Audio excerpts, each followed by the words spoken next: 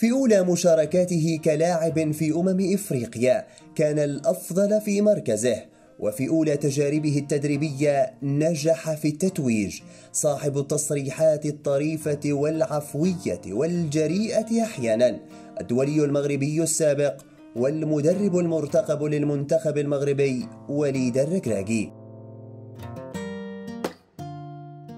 في كورباي إيسون ضواحي باريس ولد وليد الركراكي عام 75 900 وألف لأبوين ينحدران من مدينة الفنيدق شمال المغرب. تألقه مع فريق بلدته جعله محط اهتمام نادي تولوز الذي وقع معه أول عقد احترافي سنة 99 900 وألف. بعد سنتين مع تولوز التقطته أعين غولون كوربيس وانتدبه لأجاكسيو الذي حقق معه الصعود للليغ 1 وجائزة أحسن مدافع. في صيف 2004 تحقق حلم الركراكي باللعب في الليغا الإسبانية بعد أن انتقل للراسينغ سانتاندير وواجه نجوم تلك الحقبة.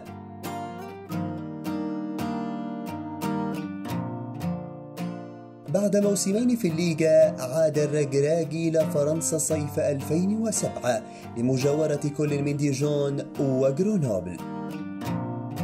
بداية الركراكي مع المنتخب كانت في يناير 2001 وشارك إجمالا في 45 مباراة رسمية، وأهم ما ميز مسيرته هو كأس إفريقيا 2004 حيث ساهم في وصول المنتخب إلى النهائي وكان أفضل ظهير أيمن في البطولة. اعتزل الركراكي عام 2011 وسرعان ما بدأت مسيرته التدريبية في العام الموالي بعدما اختاره رشيد الطاوسي كمساعد له في مهمته الجديدة. موسم واحد مع الأسود وما إن تولى الركراكي مقاليد الفتح الرباطي عام 2014، وفي أول موسم له كمدرب حقق كأس العرش. نجاحات الركراكي استمرت مع فريق العاصمة بعدما حقق لقب البطولة عام 2016 وهو اللقب الوحيد في تاريخ النادي. تألق الركراكي قاده لتصدير موهبته خارج المغرب.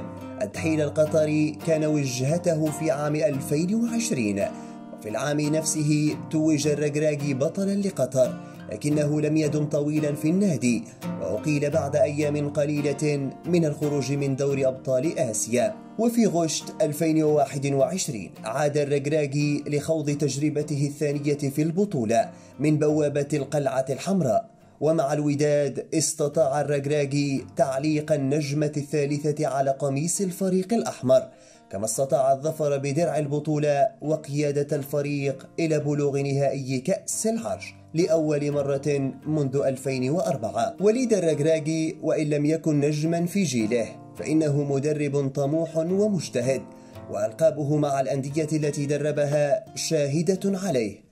فيا ترى كيف ستكون تجربة وليد مع الأسود قبيل 3 أشهر على انطلاق العرس الكروي؟